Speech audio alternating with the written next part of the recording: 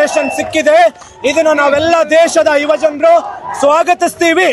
ಆದ್ರೆ ಇಲ್ಲೊಂದು ಎಚ್ಚರಿಕೆನ ನಾವು ವಿದ್ಯಾರ್ಥಿ ಯುವಜನರಲ್ಲಿ ಹಂಚ್ಕೊಳ್ಳೋದಕ್ಕೆ ಇಷ್ಟಪಡ್ತೀವಿ. ಕೇವಲ ಒಬ್ಬ ಧರ್ಮೇಂದ್ರ ಪ್ರಧಾನ್ ರೆಸಿಗ್ನೇಷನ್ ಇಂದ ಈ ದೇಶದ ಶಿಕ್ಷಣ ವ್ಯವಸ್ಥೆ ಸುಧಾರಿಸ್ತದ? ಇಲ್ಲಿರ್ತಕ್ಕಂಥ ಖಾಸಗೀಕರಣ ನಿಲ್ತದ? ಇಲ್ಲಿರ್ತಕ್ಕಂಥ ಕೋಚಿಂಗ್ ಮಾಫಿಯಾಗಳ ಅವಳಿ ಕಡಿಮೆ ಆಗ್ತದ? ಇಲ್ಲಿರ್ತಕ್ಕಂಥ ಶಿಕ್ಷಣ ಬಡವರಿಗೆ ಸಿಗಂಗ ಆಗ್ತದ? ಹಾಗಿದ್ರೆ ವಾಟ್ ಇಸ್ ದ ಸೊಲ್ಯೂಷನ್?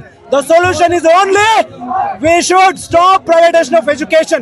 ಇವತ್ತು ಶಿಕ್ಷಣ ಯೂನಿವರ್ಸಲ್ ಆಗಬೇಕು, ಎಲ್ರಿಗೂ ಸಿಗಬೇಕು ಅಂತ ಒಂದು ಕಾನೂನು ಬರಬೇಕು. ಹಾಗಾಗಿ ನಮ್ಮ ಒಂದು ಬೇಡಿಕೆ ಮಾತ್ರ ಈಡೇರಿದೆ.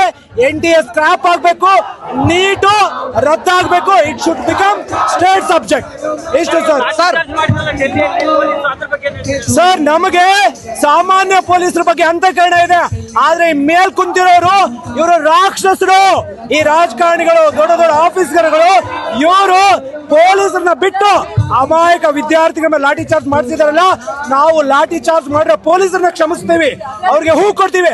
ಆದ್ರೆ ಇವ್ರ ಮೇಲೆ ಕೂತಿದಾರಲ್ಲ ನರಭಕ್ಷಕರು, ಈ ಕ್ರೂರಿಗಳು, ಈ ರಾಕ್ಷಸರು, ಈ ಮಂತ್ರಿಗಳು, ಪ್ರಧಾನ ಮಂತ್ರಿಗಳು, ದೊಡ್ಡ ದೊಡ್ಡ ಆಫೀಸರ್ಗಳು, ಇವರ ವಿರುದ್ಧ ನಮ್ಮ ಹೋರಾಟ ಮುಂದುವರಿತದೆ.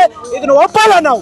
ಸರ್, ಧರ್ಮೇಂದ್ರ ರಾಜೀನಾಮೆ ಕೊಟ್ಟರು, ವಾಟ್ ನೆಕ್ಸ್ಟ್? ಏನ್ ಮಾಡ್ಬೇಕು ಸರ್ಕಾರ? ನೋಡಿ, ಈ ರಾಜೀನಾಮೆ ಕೊಟ್ಟಿದ್ದಲ್ಲ, ಕೊಡಿಸಿದ್ದು. 25-26 ದಿನಗಳಿಂದ ಹೋರಾಟ ಮಾಡಿ ಕೋಟ್ಯಾಂತರ ಜನ ಯುವಕರು, 23ಕ್ಕೂ ಹೆಚ್ಚು ಜನ ನಮ್ಮ ನೀಟ್ ಆಸ್ಪಿರೆಂಟ್ಸ್ ಜೀವ ಕೊಟ್ಟಿದ್ದಾರೆ. ಲಕ್ಷಾಂತರ ಜನ ಯುವಕರು ಲಾಡಿ ತಿಂದಿದ್ದಾರೆ, ಹಗಲಿರುಳು ಉಪವಾಸ ಮಾಡಿದ್ದಾರೆ. ಸೋನಂ ವಾಂಗ್ಚುಕ್ ಅವರು ಉಪವಾಸ ಮಾಡಿದ್ದಾರೆ, ಅನೇಕರು ಹೋರಾಟ ಮಾಡಿದ್ದಾರೆ. ಈ ಹೋರಾಟದಿಂದ ಇವ್ರು ರಾಜೀನಾಮೆ ಕೊಡಬೇಕಾಯ್ತು. ಹಾಗಾಗಿ ಅವ್ರು ಕೊಟ್ಟಿದ್ದಲ್ಲ, ಅವ್ರನ್ನ ಬಗ್ಸಿ ಕೊಡ್ತಿದ್ದು. ಇದು ವಿದ್ಯಾರ್ಥಿಗಳ ಶಕ್ತಿ. ಮೋದಿಗೆ ಸಂದೇಶ ಕೊಡ್ತಾರೆ, ಏನ್ ಕೊಡ್ತೀರಾ ಸರ್? ಮೋದಿ ಅವರು ಯಾವತ್ತೂ ಜನಪರ ಇರ್ಲಿಲ್ಲ, ವಿದ್ಯಾರ್ಥಿ ಯುವಕರ ಪರ ಇರ್ಲಿಲ್ಲ. ಅವ್ರು ಆಡೋದಕ್ಕೆ ಬಂದಾಗಿಂದ ಸುಳ್ಳಿನ ಕಟ್ಟೆ ಕಟ್ಟಿ ಆಡೋದಕ್ಕೆ ಬಂದ್ರು. ಇವತ್ತು ಆ ಕಟ್ಟೆ ಒಡೆದೋಗ್ತಾ ಇದೆ. ಇನ್ನು ಮನೆಗೆ ಹೋಗ್ಬೇಕು, ಅವ್ರ ಸಮಯ ಮುಗ್ದಿದೆ. ಇನ್ನೇನಿದ್ರು ಮುಂದಿನ ದಿನಗಳಲ್ಲಿ ಒಂದು ನ್ಯಾಯಯುತವಾದ ರಾಜಕೀಯಕ್ಕೆ ಒಂದು ಹೊಸ ಅಧ್ಯಾಯ ಬರಿಬೇಕು.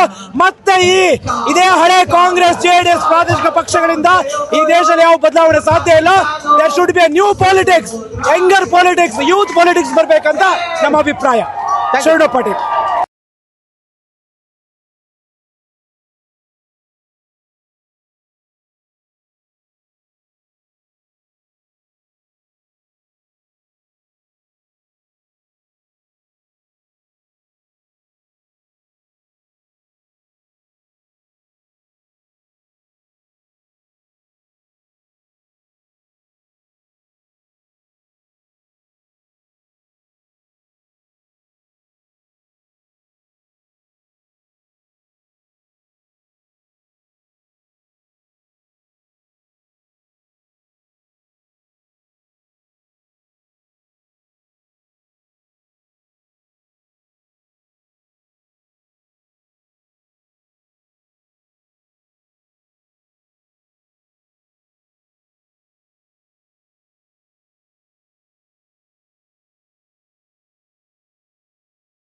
ಸಿಗುತ್ತೆ.